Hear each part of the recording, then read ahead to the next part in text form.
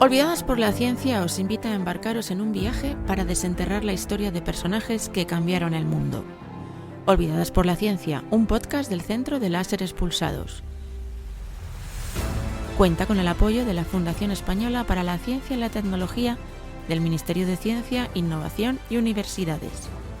Olvidadas por la ciencia, científicas en la sombra, heroínas del progreso.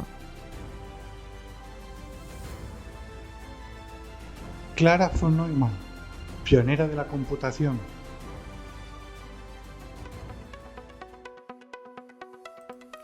Bienvenidos a un nuevo episodio de Olvidadas por la ciencia. Hoy vamos a viajar a una época donde las computadoras no tenían pantalla, no tenían ratón y sobre todo no tenían lenguaje. Si buscamos en los libros de historia el nombre von Neumann, encontraremos a John, el genio húngaro-estadounidense que revolucionó la física cuántica. Pero hoy no vamos a hablar de él, al menos no como el protagonista. Hoy vamos a hablar de la persona que hizo que las teorías de John cobraran vida. Hablamos de Clara Dan, conocida como Clary, una mujer que pasó de ser una joven de la alta sociedad de Budapest a convertirse en la primera programadora de la historia en enfrentarse a un código de máquina moderno. Ella no solo ayudó, ella fue la encargada de domar a ENIAC, una de las primeras supercomputadoras del mundo. Y os preguntaréis, ¿cómo una mujer sin formación científica formal terminó programando simulaciones nucleares? Vamos a desenterrar su historia.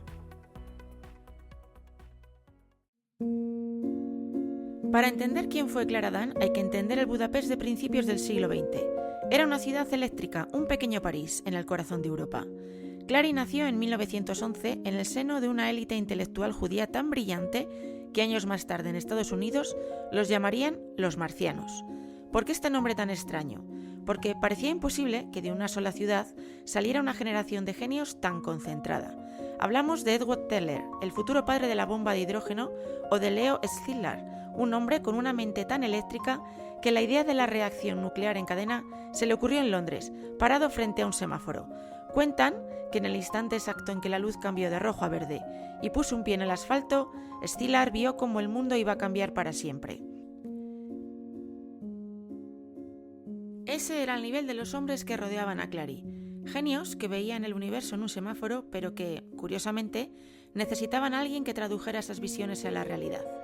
Años después, en Estados Unidos, esos mismos marcianos se sentarían a la mesa de Clary para discutir el futuro del mundo, mientras ella tomaba notas de la lógica que debía programar. Ella era el puente entre sus destellos de genialidad y el funcionamiento real de las máquinas. Pero lo que realmente forjó su mente fue la supervivencia. Clary vivió el colapso del Imperio Austrohúngaro y huyó de revoluciones violentas. Aprendió temprano que el mundo puede cambiar de lógica de un día para otro.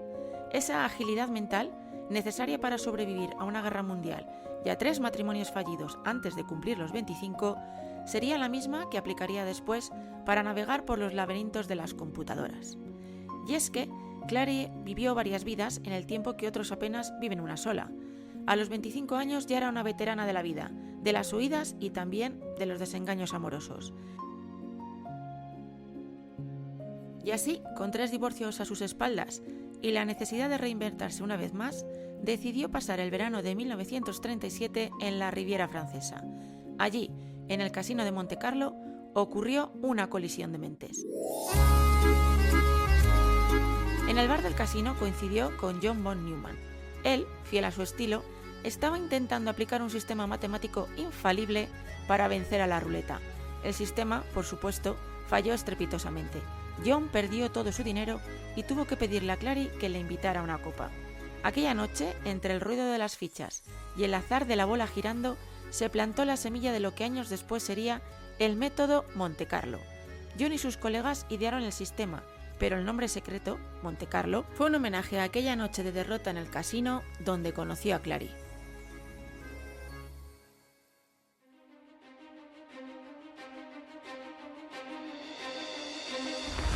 Solo un año después, huyendo del fascismo, Clary se casa con John, su cuarto marido, y escapan a Estados Unidos. Se instalan en Princeton y con el estallido de la guerra, el panorama cambia. John necesitaba computación rápida para el proyecto Manhattan y Clary estaba allí para dársela. Pero, ¿qué era programar en 1947? La ENIAC era un monstruo de 30 toneladas y 18.000 tubos de vacío. Programarla era un trabajo físico agotador. No había pantallas ni teclados. Se hacía conectando y desconectando cables en paneles gigantes, como una operadora telefónica. Clary llegó justo en la gran transición. John y su equipo diseñaron la arquitectura de von Neumann, que permitía que las instrucciones se almacenaran en la memoria de la máquina. Ya no había que mover cables, ahora había que instruirla.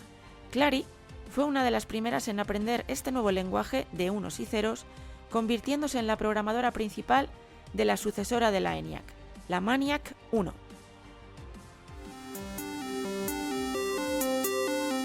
Pero vamos a detenernos un poco más en lo que hacía Clary frente a esa máquina. Ella no metía datos, ella diseñaba arquitectura lógica. Por ejemplo, para entender una explosión nuclear no puedes usar una fórmula simple porque hay billones de neutrones chocando al azar. Aquí es donde entra el método de Monte Carlo. Imaginad que queréis saber el resultado de un juego de dados muy complejo. En lugar de calcular cada posibilidad matemática, lanzas los dados 10.000 veces y anotas los resultados.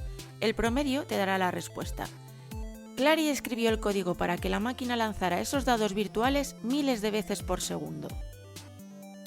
Para lograrlo inventó soluciones que hoy usamos en cualquier móvil. Por ejemplo, los bucles. Como la memoria era mínima, ideó formas de que la máquina repitiera instrucciones miles de veces sin tener que escribirlas de nuevo. También tenemos el debugging. Sin programas que detectaran errores, ella pasaba noches revisando tiras de papel perforado buscando un solo agujero mal puesto. Tenía que visualizar mentalmente cómo fluía la electricidad por los circuitos. O también la traducción lógica. Tomaba ecuaciones de físicos y las descomponía en saltos condicionales. Es decir, si el resultado es X, ve a la instrucción A y si no, sigue con la B. Su mayor hito fue escribir las 100.000 líneas de código de la primera predicción meteorológica exitosa. Fue la prueba de que las máquinas podían predecir el futuro. El código tardó 24 horas en ejecutarse para predecir las siguientes 24 horas. Por primera vez, la computación iba más rápido que el tiempo. A pesar de su brillantez, Clary vivía a la sombra de su marido. John era un genio mundial que podía calcular trayectorias balísticas de cabeza, pero no sabía dónde estaban sus propios calcetines. Clary mantenía el orden, organizaba las fiestas de Princeton donde se decidía el futuro de la ciencia y al terminar se iba a su escritorio a seguir picando código. En sus cartas seguía llamándose a sí misma un saltamontes, sin darse cuenta de que ella era la que hacía que las teorías de los gigantes funcionaran. Cuando John enfermó de cáncer en 1955, ella fue su enfermera y su memoria. Tras su muerte, editó sus obras, asegurando el legado de él mientras el suyo se desvanecía en los archivos. Clara Dunn murió en 1963 en el Pacífico. Tenía solo 52 años. Clary, que había pasado su vida navegando por los laberintos lógicos más complejos del mundo, eligió un final silencioso frente a la inmensidad del Pacífico. Hay quienes dicen que tras haberle dado voz a las máquinas y haberle asegurado el legado de los gigantes que la rodeaban, simplemente decidió buscar su propia paz entre las olas.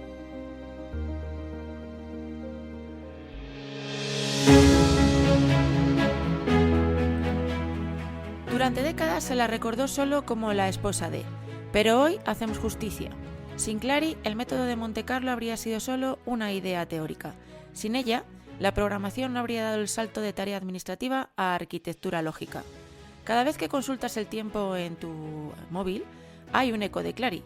Ella no fue un asistente, fue la mujer que aprendió a susurrarle a las máquinas cuando éstas aún no tenían voz. Gracias por acompañarnos en este viaje por la vida de Clara Dunn von Neumann. Un ejemplo más de que nuestro presente se construyó desde el silencio.